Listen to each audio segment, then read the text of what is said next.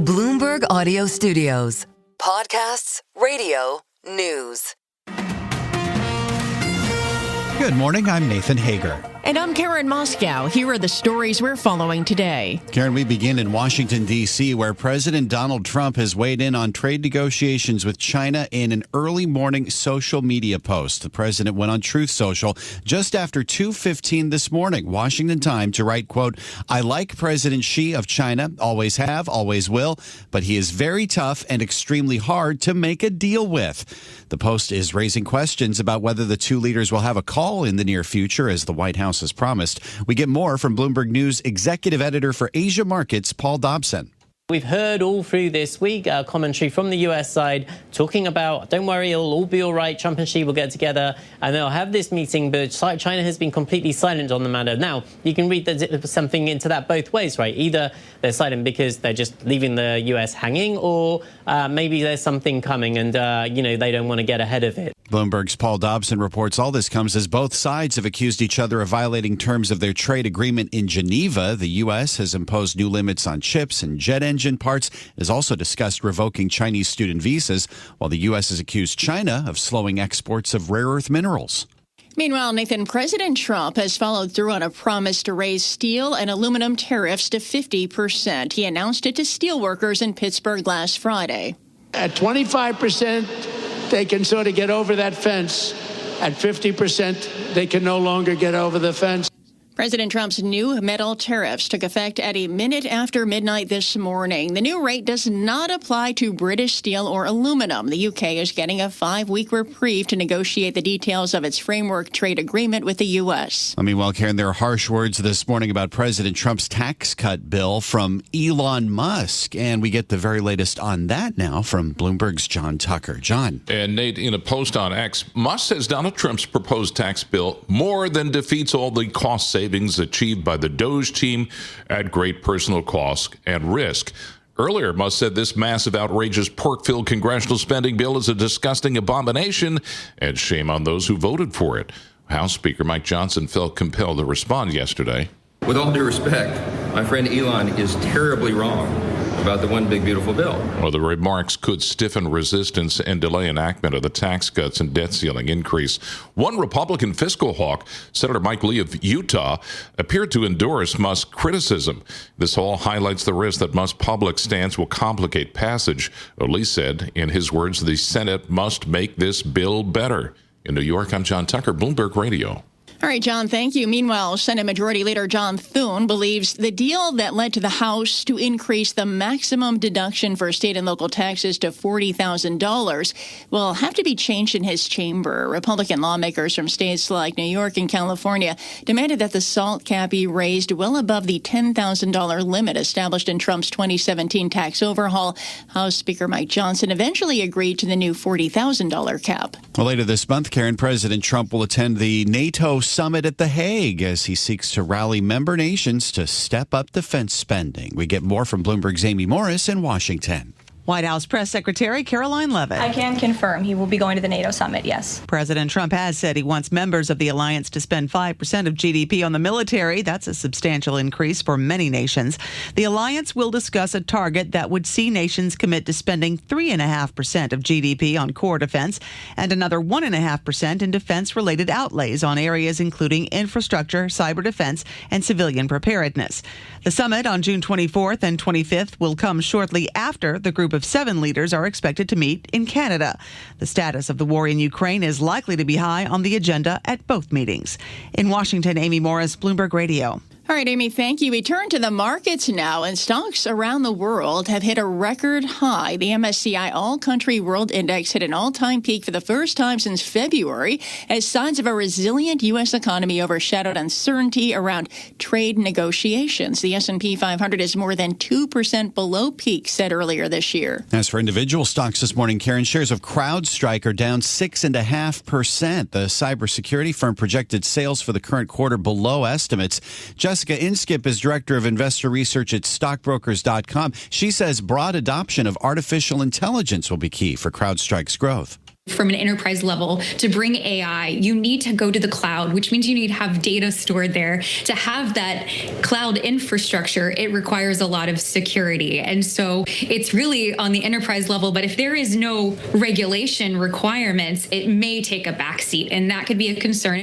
Stockbroker.com's Jessica Inskip says the results were CrowdStrike's fourth quarterly update since last year's software update that crashed Windows operating systems around the world.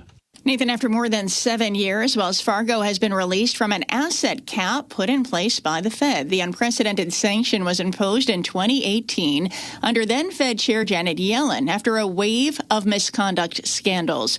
Now the Fed says Wells Fargo has met all requirements, including third-party reviews and internal reforms. Bloomberg's Sally Bakewell says this is a huge deal for Wells Fargo CEO Charlie Scharf. It ends an era of scandals. It's a huge deal for Charlie Scharf. Can't be understated or underestimated, I think. And I think perhaps the shares not being up so much is because it was expected. We've seen a number of consent orders come off this year. And the bank has, the CEO in particular, has telegraphed that things were going well and that they did expect to have some sort of resolution soon. Bloomberg's Sally Bakewell says the removal of the cap ends a costly era for Wells Fargo. One estimate projected $39 billion in lost profits, and shares are up about 4% this morning. And shares of Airbus are up more than 3% this morning. Karen, Bloomberg News has learned that China is considering placing an order for hundreds of Airbus aircraft as soon as next month. The deal could involve around 300 planes. The order would be a significant win for Airbus. It has gained an upper hand in the Chinese market due to trade tensions and issues affecting Airbus rival Boeing. Nathan, a top drinks maker is feeling the impact of global tariffs. Cognac maker Remy Cointreau is withdrawing its long-term sales guidance. It's blaming tariff policies in America and China and a stunted recovery in the U.S. market. Remy and rivals like Pernod Ricard are facing challenges that include the suspension of duty-free sales channels in China and the prospect of escalating trade tariffs in the U.S.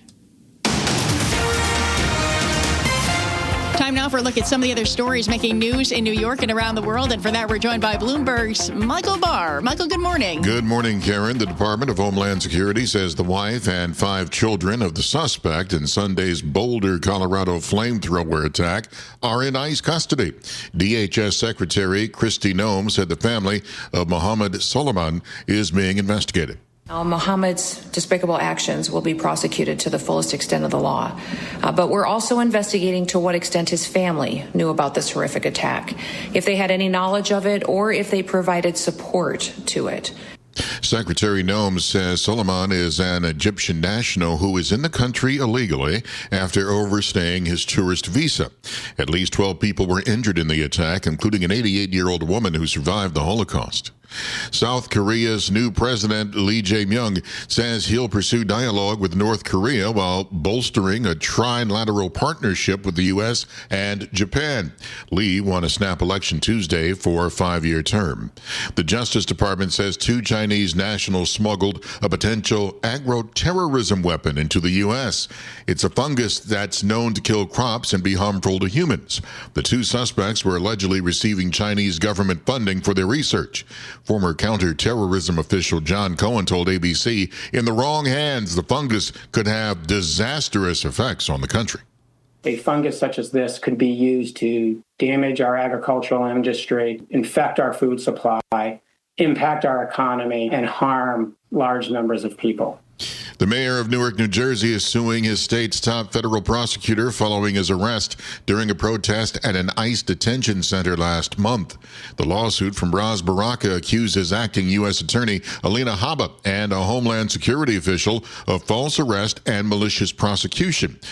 Baraka was arrested for trespassing, although Habba's office later dropped the charge. Baraka is running for New Jersey governor in next week's Democratic primary. Wildfire smoke from a series of blazes burning in the Canadian prairie has drifted across New York, contributing to a series of air quality alerts in the area that's threatening breathing problems for children and older adults. Global news 24 hours a day and whenever you want it with Bloomberg News Now. I'm Michael Barr, and this is Bloomberg, Karen. All right, Michael Barr, thank you. Time Time now for the Bloomberg Sports Update, brought to you by Flushing Bank. Here's John Stashower. John, good morning. Good morning, Karen. Big reason why so many were surprised with the Knicks' decision to fire coach Tom Thibodeau is because of how bad the Knicks were before Thibodeau arrived. 20 years, only one playoff series victory. They had gone through 12 different coaches in a 16-year period. Thibodeau in his first season took the Knicks from a win percentage of 32 up to 57. He was NBA Coach of the Year, and this season, his fifth, was his best. Only 4 NBA teams had more regular season wins. Only 2 went further in the playoffs. Leon Rose runs the Knicks, never talks to the media, did release a statement that said they want to go in another direction. Perhaps it's to Michael Malone, a New York native who just recently got fired in Denver. Mets in L.A. down 4-1 early. They came back. Juan Soto had a 2-run homer. Mets led 5-4 in the ninth inning. Did not use their closer, Edwin Diaz. And Max Muncy, with his second home run of the game, tied things up. They went to the 10th inning. Nimmo going back onto the warning track. It is off the wall and a hop and a run from second. A walk it off is Tommy Edman. Freddie Freeman gets it done. Opposite field.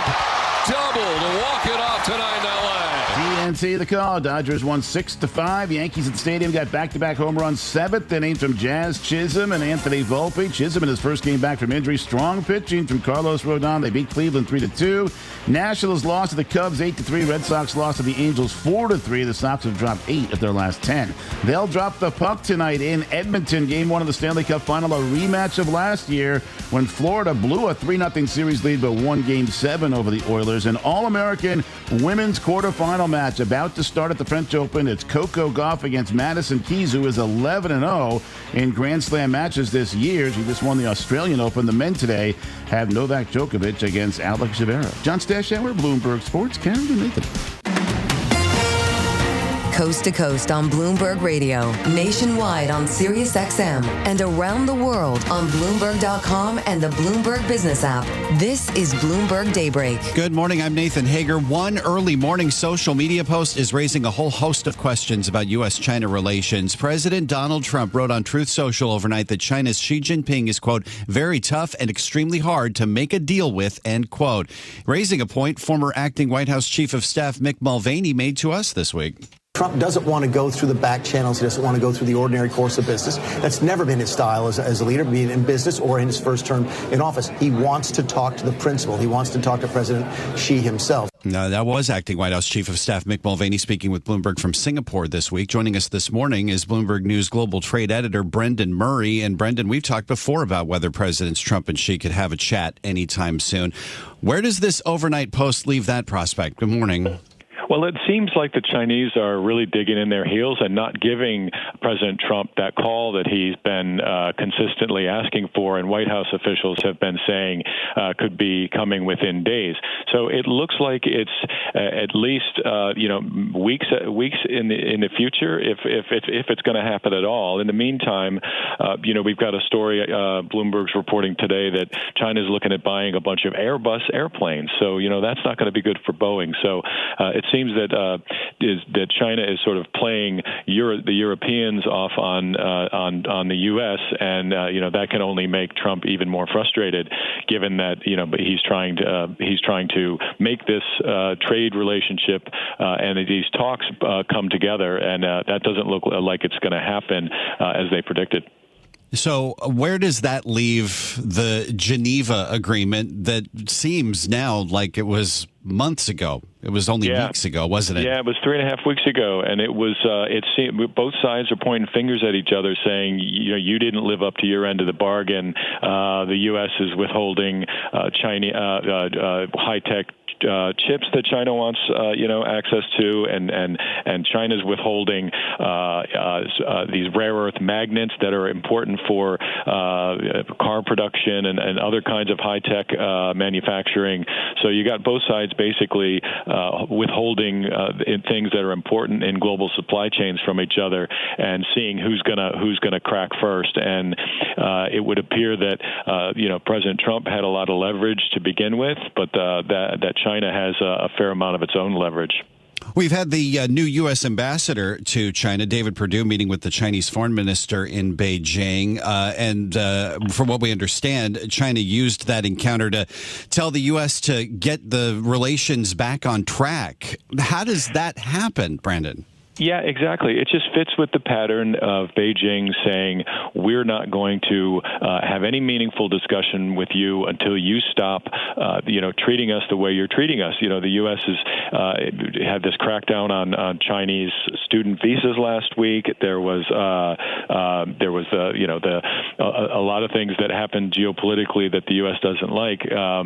Marco Rubio was out talking about the Tiananmen Square victims today, and so that all that kind of stuff is just not going to make China very happy. So it would seem the hawks and the doves within the Trump administration aren't really aligned, and that if you want to do a deal with China, you can't be coming out with all these other geopolitical type issues that only anger the Beijing. Just 30 seconds left. Does the doubling of steel and aluminum tariffs to 50% raise another sore spot for China as well? Well, it raises a sore spot with a lot of other countries that the U.S. needs to help in their efforts with China. So if you're going to confront China and its overcapacity and and the deflation that it's sending around the global economy, you want the help of your trading partners, and those are Germany and their places like South Korea and Japan. And if you want their help, that's not going to the 50% steel tariff is only going to increase tensions with them at a time when you need them to stand together against China. So it's a complicated situation. This is Bloomberg Daybreak, your morning podcast on the stories making news from Wall Street to Washington and beyond. Look for us on your podcast feed by 6 a.m. Eastern each morning on Apple, Spotify, or anywhere else you listen. You can also listen live each morning starting at 5 a.m. Wall Street time on Bloomberg 1130 in New York, Bloomberg 99.1 in Washington, Bloomberg 92.9 in Boston, and nationwide on Sirius XM Channel 121. Plus, listen coast to coast on the Bloomberg Business app, now with Apple CarPlay and Android Auto interfaces. And don't forget to subscribe to Bloomberg News Now. It's the latest news whenever you want it, in 5 minutes or less. Search Bloomberg News Now on your favorite podcast platform to stay informed all day long. I'm Karen Moscow. And I'm Nathan Hager. Join us again tomorrow morning for all the news you need to start your day right here on Bloomberg Daybreak.